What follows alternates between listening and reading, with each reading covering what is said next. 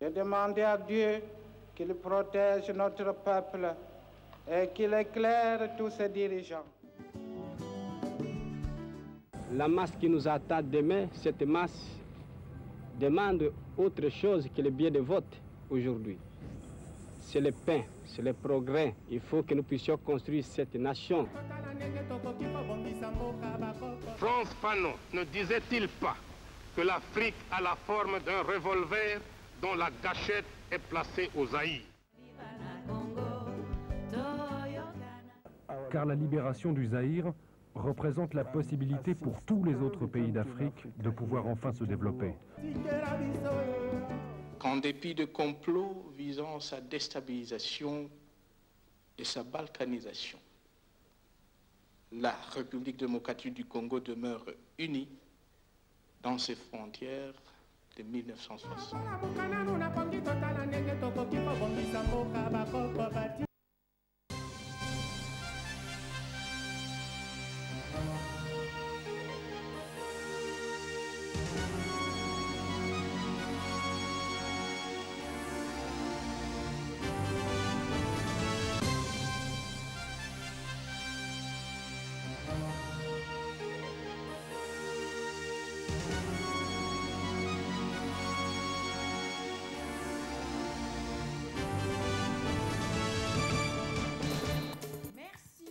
À la télé républicaine dans cette édition qui sera aussi consacrée à l'actualité qui a marqué la semaine.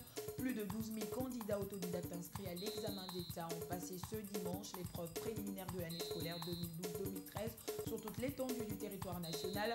La vice-ministre de l'enseignement primaire, secondaire et professionnel, Magiro Kabouba, a effectué le tour de quelques centres de la capitale pour se rendre compte du déroulement des épreuves. La participation est plutôt forte cette année. La drépanocytose ou anémie SS est une maladie génétique qui cause beaucoup de décès à travers le monde. En République démocratique du Congo, le Centre de médecine mixte et anémie SS fait de la lutte contre cette maladie son cheval de bataille. Le père Henri de la Quétule, l'un des partenaires du réseau Drépano SS en RDC, est l'invité de ce journal. Enfin, la République démocratique du Congo prend la tête de la Commission régionale des pêches du Golfe de Guinée. À travers le ministre de l'Agriculture et Développement rural, elle promet de s'investir dans les secteurs de l'agriculture et de la pêche dans la sous-région. Cette décision est la résultante de la 8e session ordinaire intervenue samedi à l'hôtel Memling à Gombe. Voilà tout pour le sommaire de cette édition. Mesdames et messieurs, vous informer est notre devoir.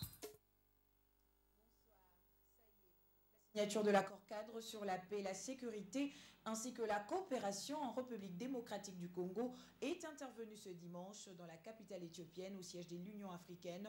11 pays y ont participé, parmi lesquels le chef de l'État Joseph Kabila Kabange, en présence du secrétaire général de l'ONU et de la présidente de la commission de l'UA. Cet accord devrait permettre la restauration de la paix dans la partie est de la République démocratique du Congo, en proie à des conflits armés à répétition. Signalons que le chef d'État de l'Afrique du Sud, du Mozambique, du Rwanda, du Congo-Brazzaville et de la Tanzanie ont fait les déplacements à Addis Abeba pour signer ce nouvel accord, tandis que ceux de l'Ouganda, de l'Angola, du Burundi, de la République centrafricaine et de la Zambie se sont fait représenter. Le décor se met petit à petit en place pour la tenue de la concertation nationale ou, si vous le voulez, dialogue. Le choix et l'identité du médiateur peinent à faire unanimité pendant que certains penchent pour raison de neutralité et d'équité pour une consultation étrangère. D'autres, par contre, préconisent une médiation nationale, mais le gouvernement s'interdit de faire appel à un médiateur étranger. Suivant cette analyse de la rédaction sous la voix d'Oscar Bakandoa.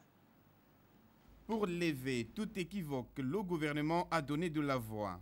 Lambert Mende Omalanga a décliné ce qu'il faudrait désormais considérer comme la position officielle du gouvernement. Selon lui, le gouvernement n'est pas favorable à une médiation étrangère à cette concertation nationale. Ainsi, pour le porte-parole du gouvernement, il ne sera pas question de revoir l'ordre institutionnel actuel ni de se partager un quelconque pouvoir. Ce qui n'est pas de l'avis de certains partis de l'opposition, tels que l'UNC de Vital Kamere, l'UFC de Léon Kengo Adondo ou le MLC de Jean-Pierre Bemba, de même que certaines organisations de la société civile qui plaident pour une médiation étrangère.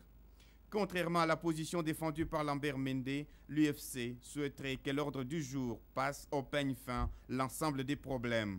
la légitimité des institutions, le système électoral, l'armée et la justice.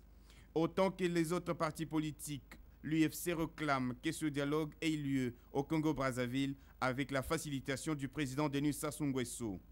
Quant aux autres partis politiques de l'opposition, ils ont clairement réservé un avis de non-recevoir à ce dialogue. C'est le cas de l'UDPS. Sans sourciller, le parti de Etienne Tshisekedi exclut sa participation à ce dialogue, alimentant la polémique sur la crédibilité et surtout le contenu exact du Forum national. Les perspectives de la tenue de cette concertation nationale s'annoncent donc difficiles. Plusieurs préalables conditionnent l'organisation de ce forum, appelé de tous ses voeux par le président de la République, pour notamment amener le peuple congolais à baliser, dans un élan de cohésion nationale, la voie pour bâtir un Congo plus beau qu'avant. Et c'est toujours dans le même cadre que le groupe de presse Mediaset, en collaboration avec le Centre de recherche interdisciplinaire de l'Université libre de Kinshasa, ont organisé vendredi une conférence débat autour du thème « L'opinion publique congolaise face à l'accord cadre de l'ONU sur la crise dans la région de Grand Lac ». La grande peur pour tous les conférenciers est de voir à travers cet accord cadre la matérialisation du projet des balkanisations de la RDC. C'était au campus de l'Université libre de Kinshasa. Serge Kouete, Eric Makol. L'auditoire de premier gradué économie de l'Université libre de Kinshasa, plein comme un œuf, refuse du monde.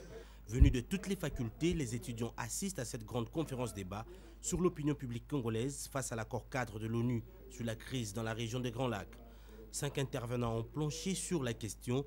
Le professeur Mukoka est intervenu autour du projet de la balkanisation de la RDC. Freddy Moulumba, ADG du groupe de presse Mediaset, est revenu sur la question qui fait l'actualité depuis quelques jours. La RDC est-elle sur les traces de la Yougoslavie et du Soudan, s'interroge l'orateur. Je peux vous rassurer que nous sommes infiltrés. Tout le monde le sait. Si aujourd'hui vous voyez notre presse, il n'y a que les potentiels de Télé7 qui en parlent. C'est parce qu'au moins nous sommes restés intellectuels. Le professeur Philippe Bioya devait pour sa part exposer sur l'accord cadre, pacte de stabilité ou mécanisme de résolution des conflits. Il appelle à la même occasion les Congolais à prendre la responsabilité de la gestion de l'étendue de leur territoire. Il appartient à la RDC de travailler à mettre fin à la guerre. Il ne faut pas que la RDC s'imagine que ce sont les autres qui vont mettre fin à la guerre pour elle. C'est pour cela que je condamne l'approche de tous ceux qui crient au complot. Mais il ne suffit pas de dire qu'on a peur des sorciers. Encore faut-il être un anti-sorcier. Le professeur Kalele a présenté une étude comparative entre l'accord du 23 mars et celui qui sera signé le dimanche. Il a confirmé la matérialisation du projet de balkanisation de la RDC. L'accord du 24 février, qui risque d'être signé le dimanche prochain, lui vise la balkanisation. Il part de la thèse que les pays du tiers-monde sont incapables de diriger des étendues très vastes. Alors, il faut morceler leurs étendues pour qu'on ait affaire à des petits États faciles à contrôler, au nom du principe diviser pour régner. En tout état des causes, la question reste entièrement posée si cet accord aidera la RDC à sortir de la crise qui bloque son fonctionnement normal. Vous avez sans doute reconnu la voix de Carmel Placide Kanza dans ce reportage. Je l'ai annoncé en début de journal, plus de 12 000 candidats autodidactes inscrits à l'examen d'État ont passé ce dimanche l'épreuve préliminaire de l'année scolaire 2012-2013 sur toute l'étendue du territoire national. À Kinshasa, la vice-ministre de l'enseignement primaire, secondaire et professionnel, Magui Rwakabuba, a effectué le tour de quelques centres pour se rendre compte du déroulement des épreuves. Une note particulière, cette année, le taux de participation a augmenté de 4% pour le cycle long et plus de 100% pour le cycle court. Rosa Wazi et Fiston Bouini étaient dans sa suite. Plus de 12 000 candidats autodidactes ont pris part à l'épreuve préliminaire de l'année scolaire 2012-2013 sur toute l'étendue de la République démocratique du Congo. Pour se rendre compte du bon déroulement de cette épreuve, la vice-ministre de l'enseignement primaire, secondaire et professionnel, Magui Rwakabuba, a effectué le tour de quelques centres de Kinshasa. Elle s'est rendue avec d'autres personnalités du secteur éducatif tour à tour au lycée Gérard Kouilou à Matete, au lycée Toyokana à Kasavubu ainsi qu'à Litigombe. Tout s'est bien déroulé, rassure-t-elle. C'est une satisfaction pour nous au niveau de l'EPC.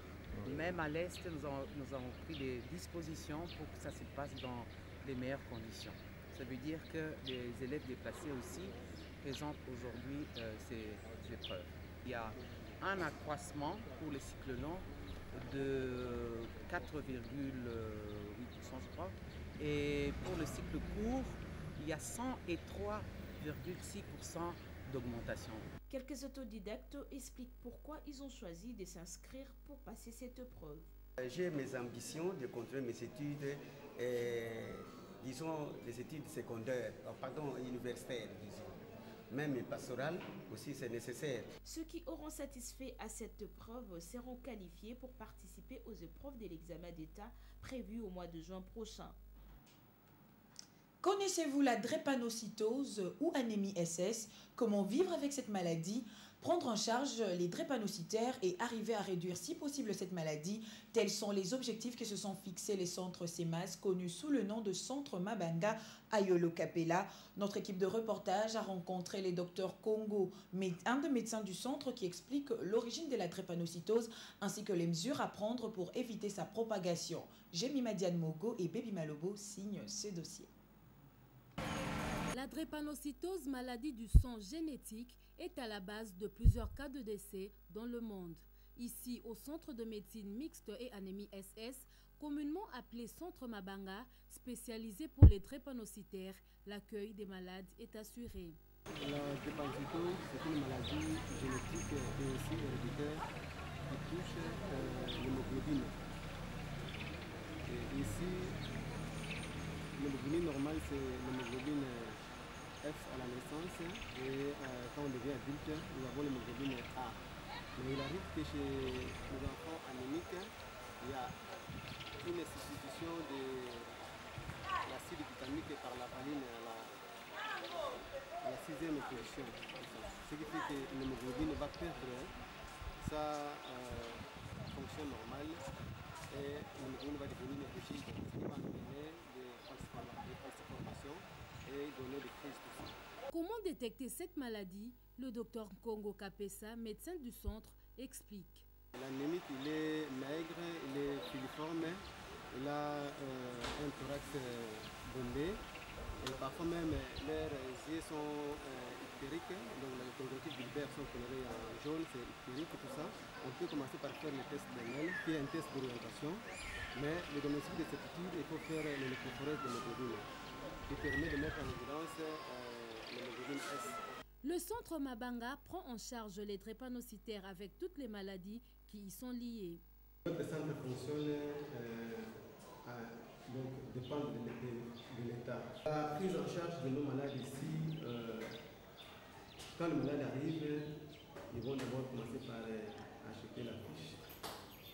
Et si c'est un malade ancien, il va sortir sa fiche et on va les consulter.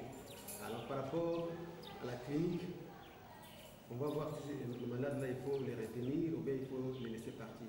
Le Centre de médecine mixte et anémie SS a pour objectif de réduire le taux de la drépanocytose en RDC, d'où le test de l'électrophorèse est recommandé pour éviter d'autres cas d'anémie SS. Je l'ai annoncé, un invité dans ce journal, il s'agit du père Henri de la Quétule. Bonsoir père et bienvenue sur ce plateau. Bonsoir madame. Vous êtes partenaire du réseau Drépano SS. Nous avons suivi avec vous ce reportage qui parle du centre qui prend en charge les drépanocytaires. Avez-vous un avis à émettre sur ces centres? Le centre, la Croisade nationale drépanocytose a eu l'occasion d'y faire construire avec l'aide de toute une série d'industriels et de directeurs de firmes de Kinshasa, de construire un bâtiment réservé principalement aux malades drépanocytaires pour qu'ils aient une prise en charge médicale plus soignée et qu'ils soient hospitalisés dans des locaux beaucoup plus aérés, beaucoup plus plaisants. Oui, vous défendez la cause de drépanocytaires. Travaillez-vous en partenariat avec le centre Mabanga? Oui, bien sûr que je travaille en partenariat. La preuve, c'est que nous avons nous-mêmes un bureau, le bureau du réseau Drepano SS, là-bas au centre Mabanga, à l'étage, et nous archivons, nous donnons des formations à beaucoup de personnel chargé de mieux connaître la maladie, surtout dans les différentes instances hospitalières de la ville. Oui, le partenariat existe, mais avez-vous un cadre permanent particulier pour la prise en charge des drépanocytaires? Le cadre permanent, ça reste Mabanga, ça va. Seulement, vous n'avez pas un autre endroit où vous non, nous voir... sommes au centre Mabanga, la plateforme de lutte, la plateforme de la société civile en lutte contre la drépanocytose. Eh bien, c'est le réseau Drepano SS qui a son bureau à l'étage du nouveau bâtiment que j'ai fait construire au centre Mabanga. Et nos objectifs maintenant, c'est de réseauter toute une série d'hôpitaux de la ville, parce que vous me posez la question pour la prise en charge. La prise en charge, effectivement, fait défaut dans la ville, à part Monkole, qui se trouve au Mongafula, à part Ayolo Sud, Mabanga. On peut dire que beaucoup d'hôpitaux ne connaissent pas la maladie. Et nous avons mis en route, il y a quelques jours, eh bien, une recherche pour savoir réseauter une dizaine d'hôpitaux dans la ville en formant le personnel urgentiste, personnel de soins, personnel, n'est-ce pas, de laboratoire, pour savoir comment accueillir de façon optimale les drépanocytaires qui ne doivent pas leur aller à Yolo ou à Monkole, mais sont pris en charge dans la périphérie de leur résidence. Père Henri de la Quétule, l'anémie SS ou la drépanocytose demande de soins un peu plus particuliers. Comment vous en sortez-vous pour les traitements de ces malades? Là, vous posez la question aux médecins. Moi, je peux dire effectivement que ce sont, des maladies très compliquées qui exigent beaucoup de médicaments. On a parfois l'impression que le malade, disons, digère davantage de médicaments que d'une nourriture qualifiée pour lui éviter de tomber malade. Non, le docteur Lamarck de l'ambassade de France ici à Kinshasa et à Brazzaville a dit: la drépanocytose, c'est le carrefour de toutes les maladies. C'est pour ça, moi j'ajoute alors, non, la drépanocytose, c'est 6600 volts Keba. Attention, 6600 volts. Évitez de donner naissance à des drépanocytaires. Et je crois qu'un honnête citoyen du 21e siècle ne peut plus s'engager dans une union, créer un couple, sans avoir au préalable, depuis, mettons, son adolescence, sa jeunesse, s'être fait identifier concernant cette maladie. Et je trouve que les gens ne comprennent pas qu'à la fois l'enfant à naître devient martyr et torturé, ses parents également sont martyrisés par les douleurs de l'enfant, les répétitions d'hospitalisation, les scolarités qui sont continuellement bouleversées. Je crois que cette maladie, il faut enfin qu'on se rende compte que c'est 6600 volts Keba. Faites attention, ne vous mariez pas, je vais aller jusqu'à dire comme des imbéciles, parce que disons, vous allez donner naissance à un martyr. De quel droit? Quel est le droit que nous avons de donner naissance à un enfant qui non seulement sera torturé par cette maladie, mais les parents eux-mêmes vont être bouleversés dans leur ménage. Merci, Père Henri de la Quétule. Entre-temps, le réseau Drepano SS, soutenu par la formation musicale Arbre d'Afrique, a organisé samedi une campagne de sensibilisation à caractère culturel au sein de l'Académie de Beaux-Arts à Gombe, une occasion pour ces réseaux de rendre hommage à tous les jeunes morts à cause de cette maladie. Eric Ngamba Mabusu.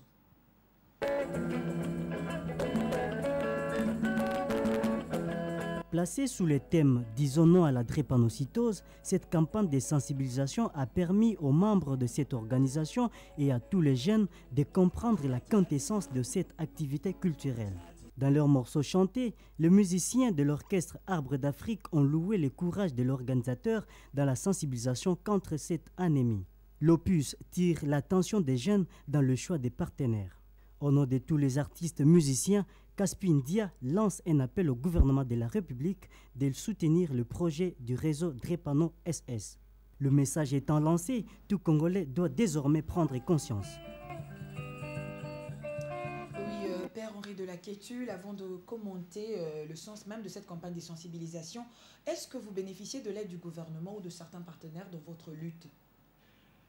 Du gouvernement, je n'ai pas encore vu grand-chose. C'est-à-dire, ce qui est beaucoup plus important, c'est d'être en relation avec toutes les instances gouvernementales et paragouvernementales pour qu'ils comprennent ce que nous faisons, de s'être ainsi solidarisés sous une forme d'un réseau qui est reconnu maintenant par le ministère de la Justice, ministère des Affaires sociales. C'est surtout d'avoir avec nos partenaires gouvernementaux et paragouvernementaux, avoir de très bonnes relations pour qu'on n'ait pas l'impression de faire bande à part et cavalier seul. Donc, je n'attends pas grand-chose pour l'instant. Sinon, qu'au moins au niveau du ministère de l'Éducation nationale, que le message déjà commencé par l'actuel ministre de l'EPSP, que ce message maintenant soit davantage qualifié, que nous puissions apporter aux professeurs des branches de sciences et des branches de morale, et par exemple aussi les branches qui préparent les enfants à la vie adulte, eh bien, les professeurs doivent devenir les relais normaux du réseau Drepano-SS. Et nous formons à Kikwit et à Kinshasa de façon régulière des professeurs pour que maintenant ils transfèrent le message pour dire aux enfants, s'il vous plaît, vous devez connaître le statut de votre hémoglobine maintenant et pas la veille du mariage. La veille du mariage, c'est trop tard. Oui, vous avez dernièrement organisé une journée culturelle dans la salle des spectacles du collège Boboto à Gombe. Vous avez rendu un hommage particulier à M. Yannick Kikadi, une des victimes de la drépanocytose. Pourquoi avoir mis l'accent sur lui alors que beaucoup de personnes succombent à cette maladie? Est-ce qu'il y avait un message particulier à adresser? Je crois que le message particulier, c'est de répondre à trop de personnes qui me disent quelle est l'espérance de vie des drépanocytaires. Et moi, je leur dis, présentez devant moi 3 adultes de plus de 30 ans, drépanocytaires, qui sont engagés, n'est-ce pas, dans la société de façon professionnelle ou autrement. Et voilà que nous venons de perdre encore un de ceux qui est dans sa 27e année, et moi, on ne m'a pas encore présenté 3 drépanocytaires adultes au-delà de 30 ans qui, effectivement, ont un job. À vous entendre parler, c'est vraiment impossible à un drépanocytaire d'atteindre au-delà de 30 ans. Mais bien sûr, pourvu que d'abord il ait une alimentation qui soit correcte, qu'ensuite il suive de façon régulière les règlements et les instructions qui lui sont données, qu'il soit tous les mois au moins, n'est-ce pas, dans l'hôpital ou le centre de santé de référence. Et alors, à ce moment-là, si en plus les frais médicaux étaient pris en charge par des mutuelles ou autrement, alors les parents s'en sortiraient. Mais les parents ne s'en sortent pas. Tout récemment, je lis un livre de un papa qui reconnaît que son enfant, une jeune fille de 30 ans, est décédée dans les années 90. Et la jeune fille écrit à une amie en disant ma chère Liliane, elle s'appelle Anne la jeune fille, ma chère Liliane, voilà, je dois te dire, je ne vais pas commencer des études universitaires parce que papa est ruiné. Et ce papa était un inspecteur d'une très grosse entreprise nationale du Congo. La famille s'est ruinée d'aimer cet enfant auquel elles avaient donné la vie, littéralement ruiné. Alors imaginez les angoisses de l'enfant qui grandit en se demandant si elle est coupable d'avoir ruiné ses parents, et les parents qui se posent la question, est-ce que ce n'est pas nous qui sommes coupables de nous être mariés sans attention? On en vient à ce reportage que nous venons de suivre. Hier samedi, vous étiez à l'Académie de Beaux-Arts. Une autre campagne de sensibilisation, toujours sur la drépanocytose, mais quelle était la particularité? La particularité disons, l'ABA, c'est qu'en fait, j'avais fait venir non seulement Arbre d'Afrique, qui est en fait le groupe musical dans lequel Yannick Kikadi a décédé alors qu'il était un parolier et un guitariste du groupe, mais j'avais fait venir également 2 autres formations de l'INA, Ndia, Caspi Ndia, et également un autre groupe, maintenant j'oublie son nom, qui depuis plus de 2 ans m'accompagne dans cette lutte contre la drépanocytose. Ils ont mis au point des chants sur la drépanocytose pour dire s'il vous plaît, faisons attention. Nous sommes adultes, il faut faire attention. Avez-vous un message particulier à adresser à la population, Père Henri de la Quétule, avant de nous quitter? Oui, c'est-à-dire je crois que quand on nous parle de modernité, or c'est devenu le grand mot pour l'instant, et la modernité c'est pour que l'on réponde à ce proverbe grec « Notice auton », connais-toi toi-même. La modernité, avant de faire quoi que ce soit, on doit savoir de quoi on est capable, on doit aussi savoir à quoi il faut faire attention. Et je crois que ça c'est très important, se connaître soi-même et pour cela se dépister, se faire dépister quand on est encore jeune pour savoir dans quelle direction orienter notre amour, parce que si on est AS, on ne peut pas être négligent et accepter de tomber amoureux pour se marier avec une personne également AS. Merci à vous, Père Henri Delaquétule, d'avoir été l'invité de cette édition. Je rappelle que vous êtes partenaire du réseau Drepano SES. Au revoir. Merci beaucoup. Le Centre quinois de radiodiagnostic et d'imagerie médicale a célébré ses 30 ans d'existence. La cérémonie s'est déroulée en présence du géniteur des 7 œuvres, Pierre-André Anatole Matoussila.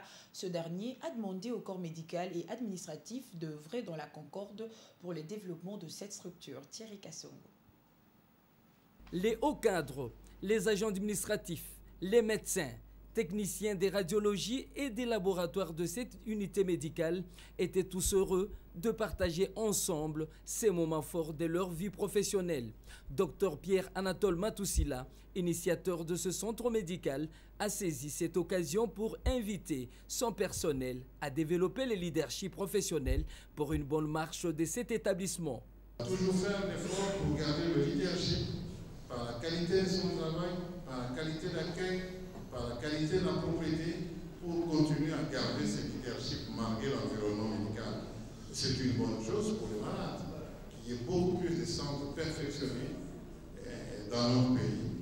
Et ça serait une grande fierté d'avoir un hôpital comme l'hôpital de Saint-Quentin. Les gestionnaires administratifs a de son côté encouragé la nouvelle méthode d'accueil au sein de ce centre. Nous sommes convaincus qu'avec l'aide de Dieu, l'année 2013 nous sera moins stressante et donc plus prospère. Ces structures médicales d'impact visible dans les secteurs de radiodiagnostic et d'imagerie est située dans la commune de Kasavubu. État des lieux de réforme sur le climat des affaires, le ministre du Plan et suivi de la mise en œuvre de la révolution de la modernité avait organisé jeudi une matinée d'échange à l'hôtel Vénus. Les parlementaires, juristes et entrepreneurs ont loué le travail abattu par le CPCAI, mais recommandent au gouvernement de consolider la justice pour rendre attractif l'environnement congolais en matière d'investissement. Doudou Ndombe, Moussé Kamaïgo. Cette rencontre est une vraie tribune de discussion sur le climat des affaires. L'assistance a eu à évaluer le travail abattu par le comité de pilotage pour l'amélioration du climat des affaires et des investissements à la lumière des indicateurs des Doing Business. En face du noyau dur qui compose la structure, les parlementaires, les entrepreneurs et d'autres experts qui ont saisi l'opportunité pour faire des observations pertinentes. Vous nous dites que nous pouvons emmener l'investissement dans un pays, mais le gouvernement ne donnerait pas la garantie. Je me pose une question, dans quel pays? Parce que le meilleur client d'un investisseur, c'est l'État. Mon inquiétude se situe à ce niveau. C'est vrai qu'on a créé 4 offices notariaux pour la ville de Kinshasa, mais il faut voir aussi les conditions dans lesquelles ces offices travaillent. Je crois que c'est une observation que nous prenons en compte. Côté ministère du Plan, Célestin Vunabandi, qui assure la qualité du président des CPCAI, donne de l'éclairage sur certaines zones d'ombre. L'État donne des garanties souveraines à tout investisseur. Je ne pense pas que cela soit une pratique de bonne gouvernance. L'État n'offrirait des garanties souveraines qu'à des investisseurs qui entrent dans un secteur d'utilité publique prouvée et où l'État devait lui-même être présent, et donc où la présence du secteur privé constitue un complément, n'est-ce pas, utile à l'absence de l'État. La RDC enregistre des avancées significatives en matière de l'amélioration du climat des affaires. Kinshasa, par exemple, compte désormais 4 notaires au lieu d'un seul qui trônait un maître il y a quelques années. La suppression de plusieurs documents en ce qui concerne la création des entreprises et bien d'autres réformes sont enregistrées. Les recommandations majeures sorties de ces assises exigent du gouvernement qui renforce la justice, gage de l'amélioration du climat des affaires, mais aussi la sensibilisation de la communauté sur toutes ces réformes. Fridolin Kassuechi-Moussoka était sur l'avenue de Poids-Lourds ce samedi. Le ministre en charge des infrastructures, travaux publics et reconstruction devait évaluer l'avancement des travaux de modernisation et des réhabilitations de cette artère de la capitale. Les travaux évoluent normalement. La pose de la première couche d'enrobé s'y effectue par l'entreprise japonaise Kitano Construction Corporation. Le ministre a achevé sa mission d'inspection sur la chaussée de Lumumba en son lot 2 et 3 en pleine modernisation et réhabilitation par les entreprises chinoises CREC 7 et CREC 8. La phase de tranche 1 des travaux de modernisation et de réhabilitation de l'avenue des Poids Lourds vont bon train. À quelques mètres de la base vie de la société japonaise Kitano Construction Corporation, commise à l'ouvrage, la première couche d'enrobé embellit la chaussée. Les Japonais effectuent un travail de qualité, dit cet homme. Ils en sont à la pose d'enrobé, que le gouvernement en tienne compte. Parce que les goudron na bango moko ce chantier pendant le gouvernement batika bato te. Fridolin Kassuechi-Moussoka et sa suite sont émerveillés devant la qualité de l'ouvrage. Le ministre, ayant les infrastructures, travaux publics et reconstruction dans ses attributions, voit en cet élan amorcé la détermination de toutes les parties à respecter le délai. Présent lors de cette inspection, Benjamin Wenga Basoubi, directeur général ad intérim de l'Office de voirie et drainage, lui également admire l'ouvrage. Dès que ces travaux sont terminés, le grand boulevard Lumumba sera dégagé. Une bonne partie du trafic va être orientée sur poids lourds et les Quinoises et Quinois vont vivre une circulation aisée étant donné que la voirie est un réseau maillé. La délégation poursuit la tournée sur les lots 2 et 3 du boulevard Lumumba, où CREC 7 et CREC 8 exécutent les travaux sur la chaussée sous la supervision de l'Agence congolaise des grands travaux. L'indiscipline des conducteurs cause toujours des embouteillages, mais la police des circulations s'emploie tant bien que mal à maîtriser la situation. Pratiquement déjà fait achever 1 km de chaussée. 1 km de chaussée qui aujourd'hui a déjà connu le traitement total au niveau de la plateforme et nous sommes déjà en train de recharger la couche de fondation. Les travaux effectués sur le pont Djili connaissent un taux de réalisation de 50%. Il faut dire que les choses s'accélèrent. Les pieux qui soutiendront le pont mitoyen y sont déjà visibles. Dans les secteurs de l'agriculture, la République démocratique du Congo prend la tête de la Commission régionale de pêche du Golfe de Guinée. À travers le ministre de l'Agriculture et Développement rural, la RDC promet de s'investir dans ces secteurs de l'agriculture et de la pêche dans la sous-région. À l'issue de cette 8e session ordinaire intervenue samedi à l'hôtel Membinga Gombe, un communiqué final a été lu afin d'interpeller tous les participants à respecter leur engagement concernant diverses résolutions, notamment établir un plan annuel d'un état des lieux des pêcheries et de l'aquaculture de la zone COREP. Christelle Kaz, Nadine Lainbosso, Jean-Pec. La 8e session ordinaire du Conseil des ministres de la Commission régionale de pêche du Golfe de Guinée s'est clôturée avec l'adoption de 12 résolutions. Celles-ci vont permettre aux différents membres de s'impliquer efficacement dans des négociations avec le partenaire. Je crois aussi l'engagement que notre Commission régionale de pêche du Golfe de Guinée doit renforcer sa capacité de plaidoirie et de négociation. Cela demande certes des capacités, mais aussi des moyens. Mais il est un devoir absolu que nous devons renforcer nos relations avec les différents partenaires multilatéraux et bilatéraux. La COREP devra aussi prévoir un budget pour son fonctionnement. Ce projet sera débattu à la conférence de chefs d'État et de gouvernement de la CEAC. À l'issue de l'élection par le Conseil des ministres, la RDC assure la présidence du bureau de la session, la République d'Angola la première vice-présidence et la République de Guinée équatoriale la deuxième vice-présidence. Et sachez que la société La Sabanière Trading Sperrel accroît son nombre de supermarchés dans la capitale. Food Market 4 est désormais là pour rendre ses services à tous les habitants de la Tchangou. Ce supermarché permettra aux habitants de la partie est de la capitale de s'approvisionner en denrées de première nécessité. Jemima Diane Mogo. Fini les longues distances pour s'approvisionner. Le district de la Tchangou a enfin un supermarché de proximité. Food Market Massina, 4e point de vente de la société Sabanière Trading Sperrel, est ouvert à tous les habitants de la partie est de la ville-province de Kinshasa. Et nous allons voir aussi des paniers roulants. Peut-être que nous n'avons encore pas vu dans notre coin circuler ici des véhicules qui vont stationner. C'est pourquoi je disais tout tantôt, je suis très flattée. Restaurants, parfumeries, pâtisseries et autres produits constituent la gamme de services proposés par Food Market. Merci spécialement à nos voix, nos chefs, nos clients, qui sans eux, nous ne saurions ouvrir tous ces points de vente. La société Sabanière Trading Sperrel invite tous les Quinois à faire confiance à son service. Pour le directeur général de la Sabanière, ce supermarché est une manière de contribuer à l'amélioration du mieux-être des Congolais. C'est la fin de cette édition. Merci à vous tous de votre aimable attention. Le reste de l'actualité vous donne rendez-vous sur www.lepotentielonline.com.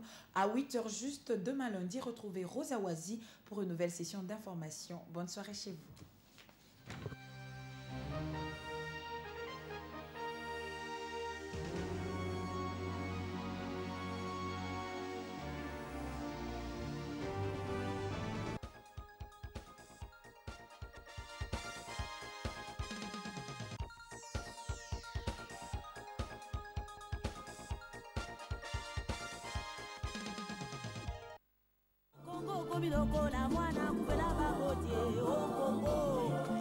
Les complots étaient déjà faits.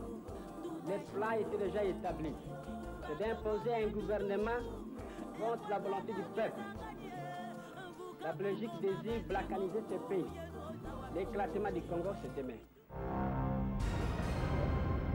Nous devons marcher à fond, même conclure des accords avec le diable pour refaire l'unité du Congo. Rien à faire. Le Congo restera un et indivisible. Puis de complot visant sa déstabilisation et sa balkanisation. La République démocratique du Congo demeure unie dans ses frontières de 1960.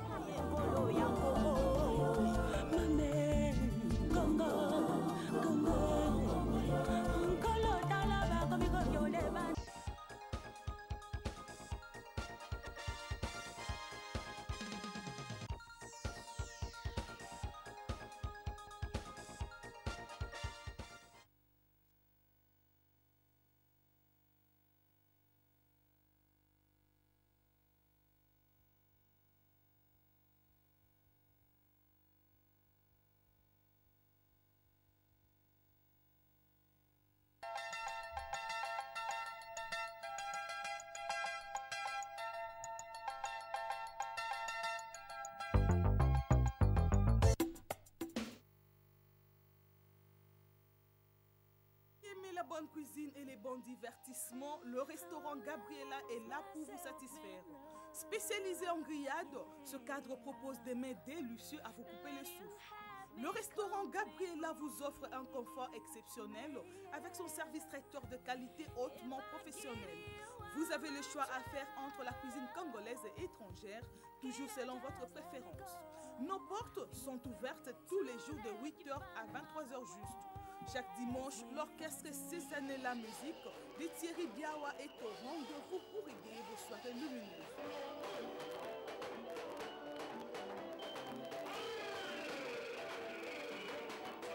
Pour vous qui venez pour la toute première fois à Kinshasa, ne vous dérangez pas. Nous avons ce qu'il vous faut pour vous aider à bien passer vos séjours dans la capitale. Pour contact, nous sommes sur l'avenue Ouélé numéro 7, croisement Komoriko Ouélé dans la commune de Kintambo. Vous servir, restez notre principal souci et avec le restaurant Gabriela, vous ne serez jamais déçus. Bienvenue à tous et bon appétit d'avance.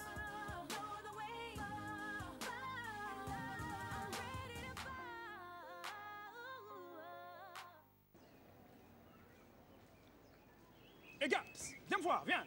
Combien de portables j'ai? Hicham a 4 portables. Ça, Super Sim Avantage. Et ça, Superman Super Bonanza Super Sim. Le troisième te donne des bonus inimaginables. Mais Hicham ne sait ni quand, ni combien. Celui-là, il ne sert à rien, mais je l'aime bien. Il me dit bonjour. Les filles, vous savez quoi? Je pense que c'est facturé à la seconde. Ça c'est la minute. C'est le prix à la seconde. Non, maman. C'est les payants qui à la seconde. Par minute. À la seconde. Combien je paie la minute? Ça, je ne sais pas. Sur quel tarif? Je ne sais pas. Quand ça a commencé? Je ne sais pas. Quand ça va se terminer? Ça, je ne sais pas. L'un nous dit bonjour, l'autre nous dit bonsoir. Rien ne change. La facture ne baisse pas. Attendez, je vous dis que l'international c'est à la seconde et le local à la minute. Normalement, l'offre dure 25 jours et demi, renouvelable 15 jours et quart. Mais s'il pleut ce jour-là vers 17h ou 45 minutes, c'est quand même compliqué. L'offre commence à partir de 2h du matin. Je comprends rien.